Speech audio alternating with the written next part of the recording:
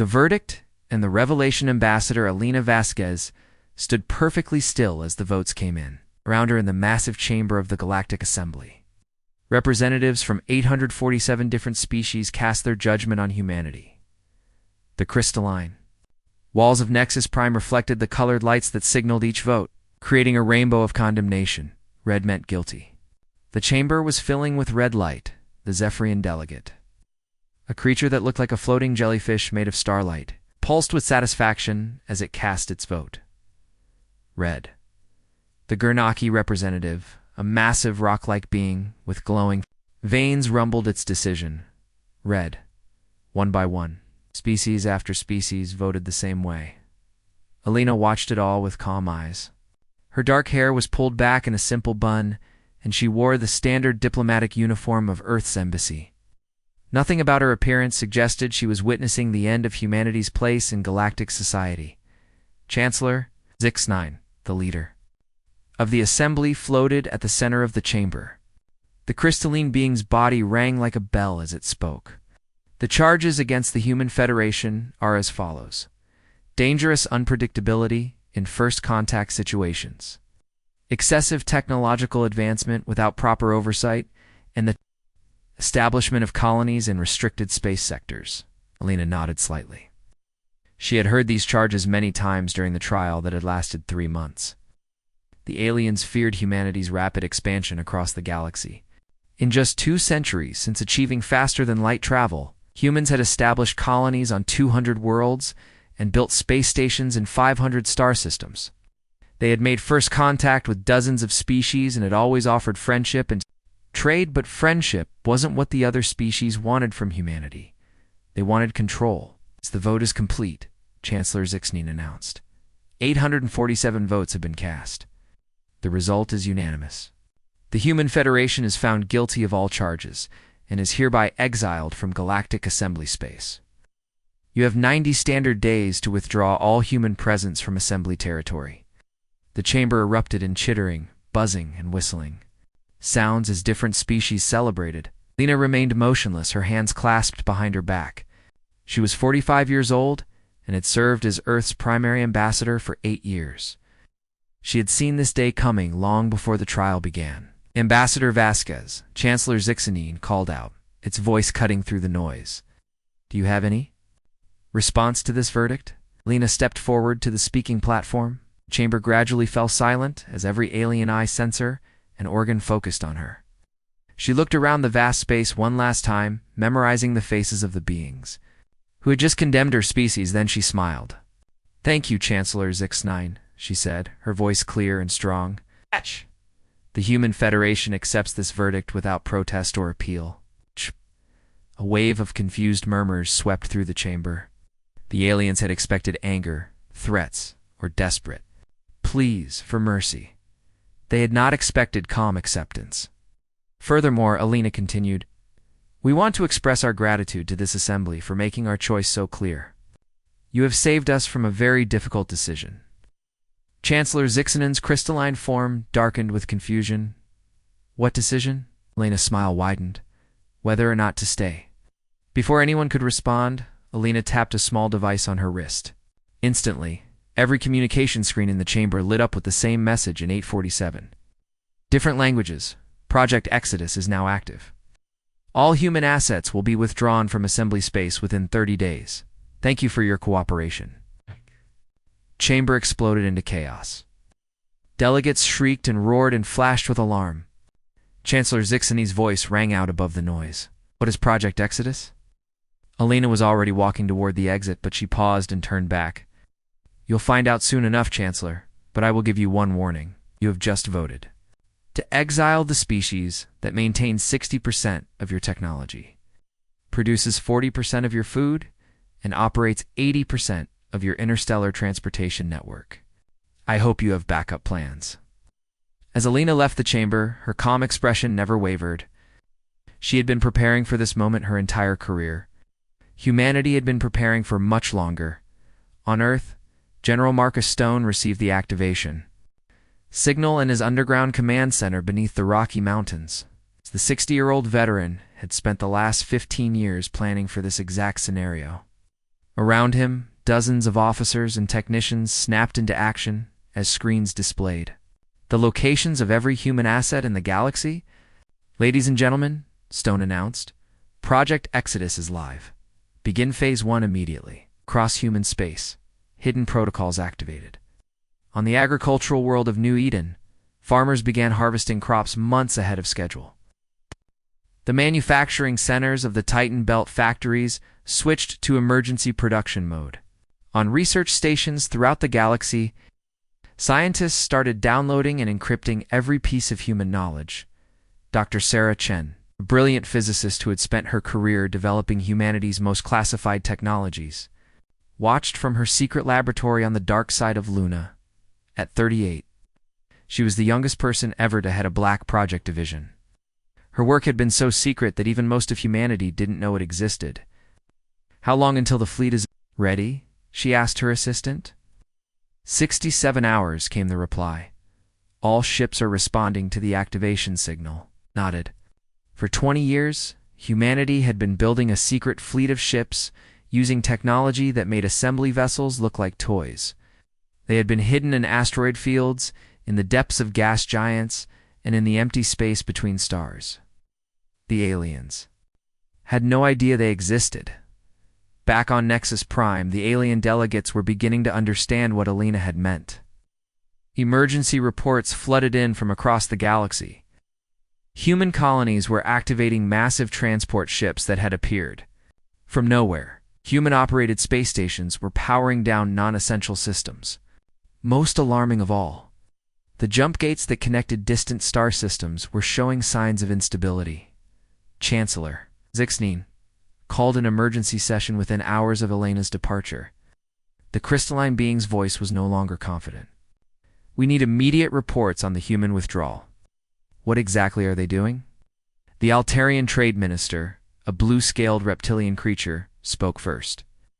"Our commerce networks are already showing disruptions. Human cargo ships are abandoning their routes without notice. Several trade stations have gone dark," a gaseous being from the Helix Nebula added. "Our medical facilities are reporting that human doctors are leaving their posts. They're taking medical equipment and research data with them." The most disturbing report came from the Vegaran Mining Consortium. "The humans are dismantling their mining operations completely. They're not just leaving, they're taking the infrastructure apart piece by piece." Chancellor Zixneen's form flickered with growing alarm. "How is this possible? This level of coordination suggests they have been planning for years." "Decades," corrected a new voice. Ambassador Alina Vasquez had returned to the chamber, though she was no longer wearing her diplomatic uniform. Instead, she wore the simple gray jumpsuit of a spacecraft crew member. "You," Chancellor Zixneen's voice rang with anger. "You planned this." Lena shook her head. "We didn't plan to be exiled, Chancellor, but we did plan for the possibility. Humans have a saying, hope for the best, prepare for the worst. We always hoped for cooperation and friendship, but we prepared for rejection and exile." She gestured to the screens showing reports from across the galaxy. Every human settlement, every space station, every research facility was built with withdrawal in mind. We designed everything to be portable, modular, and completely self-sufficient. We never fully integrated into your systems because we suspected this day might come. The Zephyrian delegate pulsed with indignation. "You deceived us." "Protected ourselves," Alina corrected. "And it's a good thing we did. You've just voted to exile 3 billion human beings without considering the consequences. Did you think we would simply vanish into space and die quietly?" Chancellor Zixneen leaned forward. "What do you want from us?" Lena's expression remained neutral. "Nothing. You've made your choice. We're making ours. In 30 days, there will be no human presence in assembly space. You'll have the galaxy you wanted, one without human unpredictability or excessive advancement." She turned to leave again, but Chancellor Zixneen called out, "Wait, surely we can negotiate." Perhaps the exile was premature. Lena paused at the chamber's entrance. When she looked back, her eyes were sad but determined.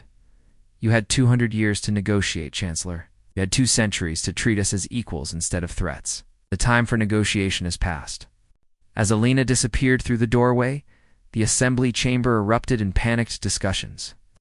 Outside, her transport ship waited to take her home to Earth. It was one of the new stealth vessels. Invisible to assembly sensors and faster than any ship they had ever seen, the great exodus was beginning, and the galaxy was about to learn what life without humanity really meant.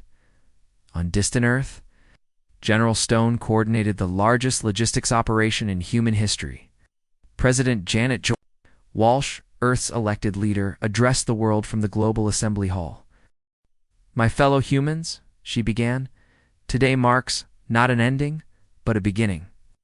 We are leaving this galaxy not in defeat, but in triumph. We go to build something better, something worthy of human dreams and human potential." Across human space, the message was clear. Humanity was leaving, and they were taking everything with them. The aliens had voted for exile. They were about to get exactly what they asked for: the Great Departure, 30 days after the exile vote. The galaxy began to understand the true scope of human preparation. What the Galactic Assembly had expected to be a slow, difficult withdrawal turned into the most efficient evacuation in recorded history, Captain.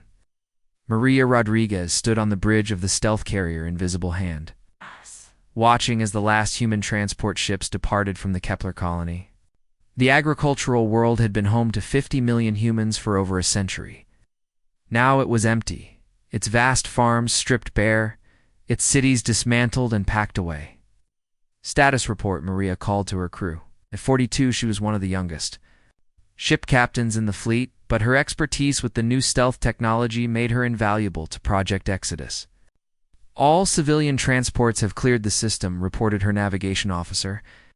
"Industrial ships have finished loading the atmospheric processors. Planet is ready for final sterilization." Maria nodded grimly. The sterilization protocol would remove all traces of human genetic material from the world, ensuring that the aliens couldn't reverse engineer any human biotechnology. It was thorough, it was final, and it sent a clear message. "Execute sterilization sequence," Maria ordered. From orbit, they watched as automated systems cleansed the planet below. Every human structure, every modified crop, every trace of 2 centuries of settlement vanished in controlled bursts of energy. When it was finished, Kepler looked exactly as it had when humans first arrived. A pristine world waiting for new colonists. The Invisible Hand activated its HNZ. Stealth systems had disappeared from all sensors as it followed the transport fleet toward the rendezvous point. Similar scenes played out across 200 human worlds. The aliens watched in growing horror as entire civilizations packed up and vanished. Overnight, disturbing was the systematic way humans dismantled their own infrastructure. Engineer David Park supervised the breakdown of humanity's greatest achievement, the Stellar Bridge Network. The massive space stations served as connection points for faster-than-light travel, linking distant parts of the galaxy through quantum tunnels. Humans had built 80% of the network over the past century. Let's begin shutdown sequence for Bridge Station. Alpha 7. David ordered his team. The 35-year-old engineer had designed many of the bridge components himself. Watching them be dismantled was painful, but necessary. "Sir," one of his technicians called out, "we're receiving emergency communications from the Altarian Trade Council. They're demanding we keep the bridges operational." David shook his head. "Not our problem anymore. The Assembly voted us out. They can maintain their own infrastructure now." As each bridge station powered down, entire sectors of the galaxy became isolated from each other. Trade routes that had taken days now required months of conventional travel. The galactic economy, built on the foundation of human transportation technology, began to collapse. On Earth, Prime Minister Janet Walsh coordinated with leaders across human space. The 55-year-old former engineer had been elected specifically to handle this crisis. She stood in the Global Command Center, watching as status reports flowed in from every human settlement. "Shanghai Colony reports successful evacuation," announced one aide. "All 30 million residents are aboard transport ships."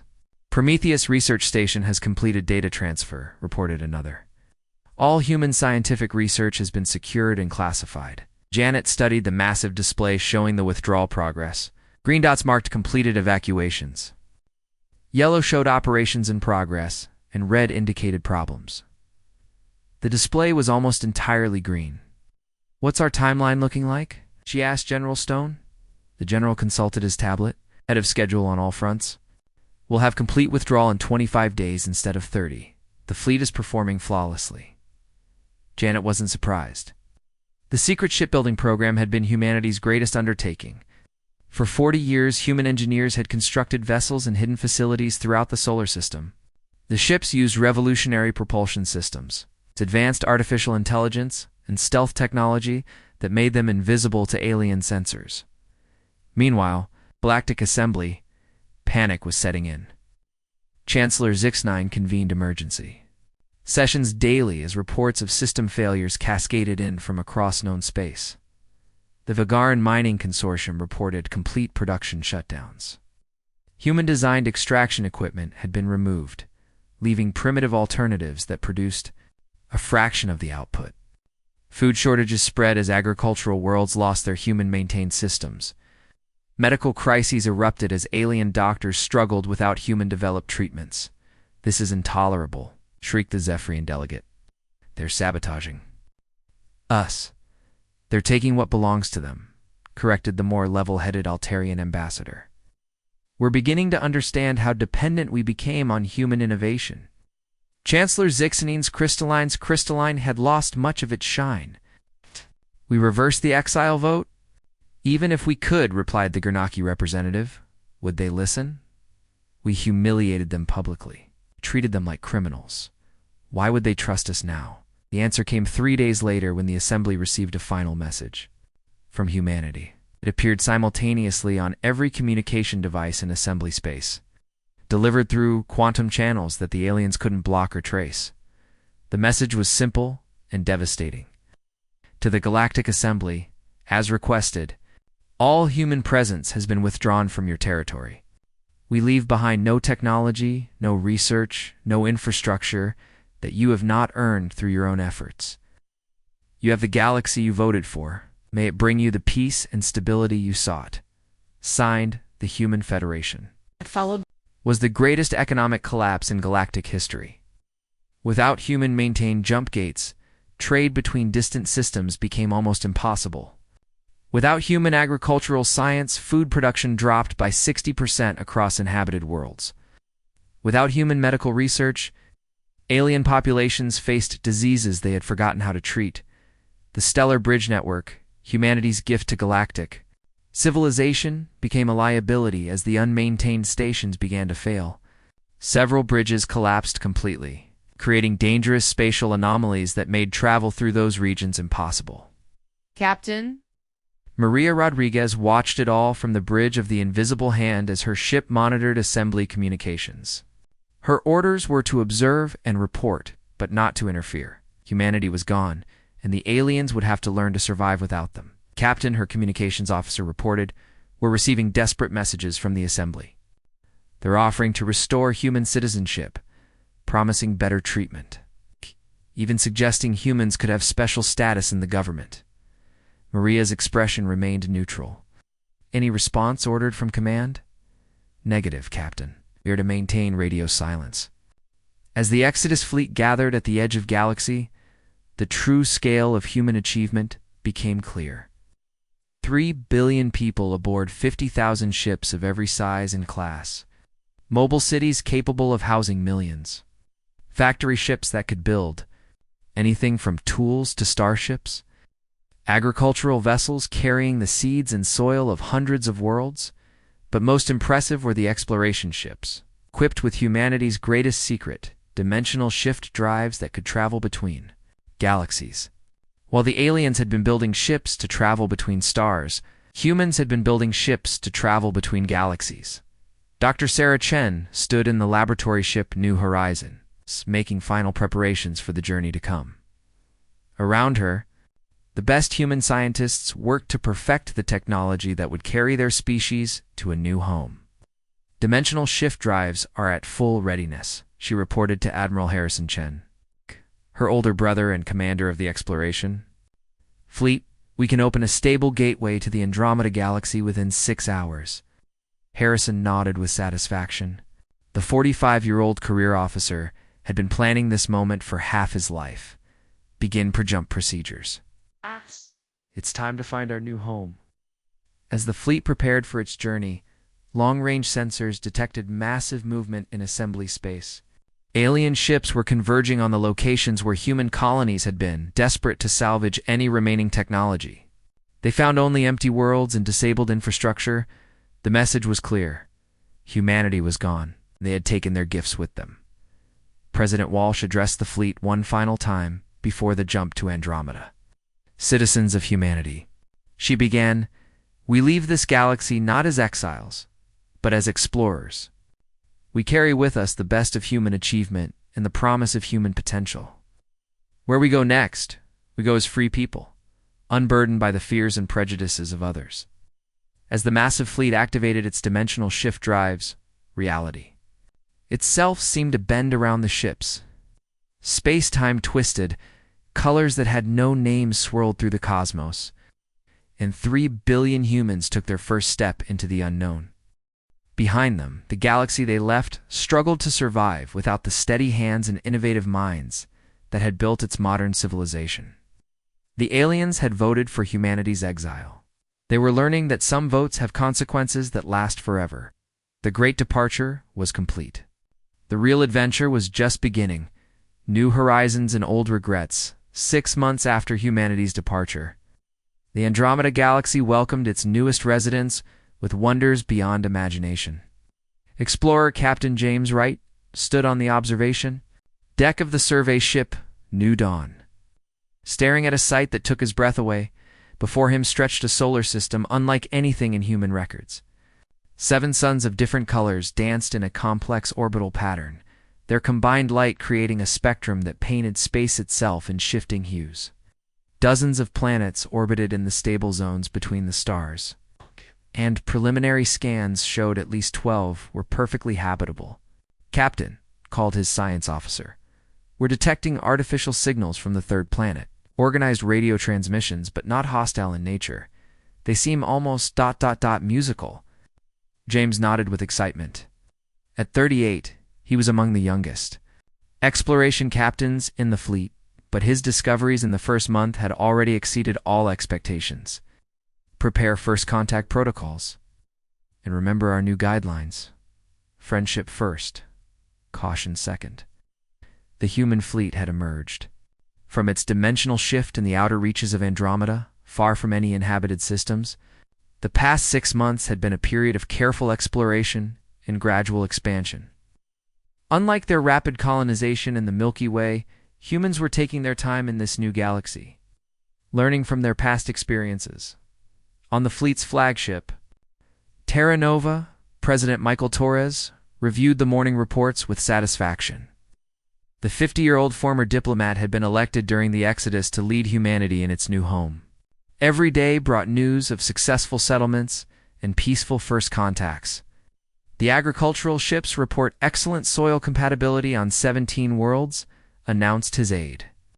The Luminar species on Harmony Prime has officially requested a trade agreement. The shipyards at Asteroid Base Alpha have completed construction of our first Andromeda-class vessels. Michael smiled as he studied the holographic display showing humanity's new territory. In just 6 months, they had established colonies on 40 worlds, built mining operations on 100 asteroids, and made friendly contact with 5 different alien species. The pace was deliberate, sustainable, and welcomed by their new neighbors. The Luminar were humanity's first major allies in Andromeda. The species resembled massive butterflies made of living light, communicating through color, patterns, and musical tones. When explorer Captain Wright had made first contact, the Luminar had greeted humanity with curiosity and joy rather than fear. Ambassador Brightsong, Luminar's representative to humanity, floated gracefully through the corridors of the diplomatic station orbiting New Geneva. The former Altarian mining world had been completely transformed in 6 months, its barren landscape now covered with human cities and Luminar light gardens. Your species continues to amaze us, Brightsong told Human Ambassador Rebecca Martinez during their daily meeting. You transform worlds not by conquering them, but by making them beautiful. Rebecca, a veteran diplomat in her 40s, had learned the Luminar's color language fluently. Her uniform now displayed shifting patterns that showed her emotional state, a courtesy that the Luminar greatly appreciated. "We learn from our mistakes," Rebecca explained, her uniform showing patterns of humility and hope. "In our first galaxy, we focused on speed and efficiency. Here, we focus on harmony and cooperation." The Luminar's own patterns shifted to show agreement and pleasure. The other species in this region speak highly of human behavior.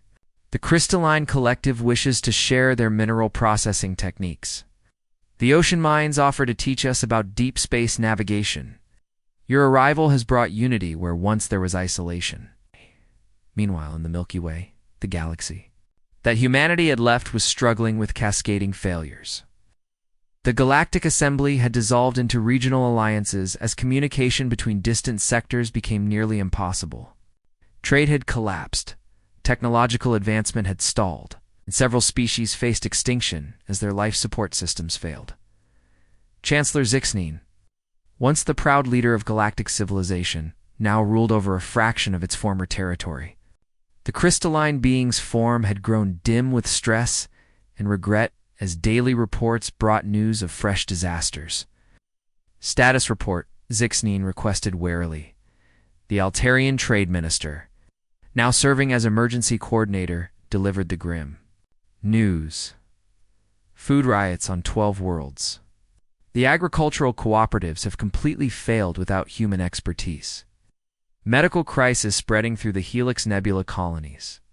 3 more stellar bridges have collapsed, stranding the Outer Rim territories."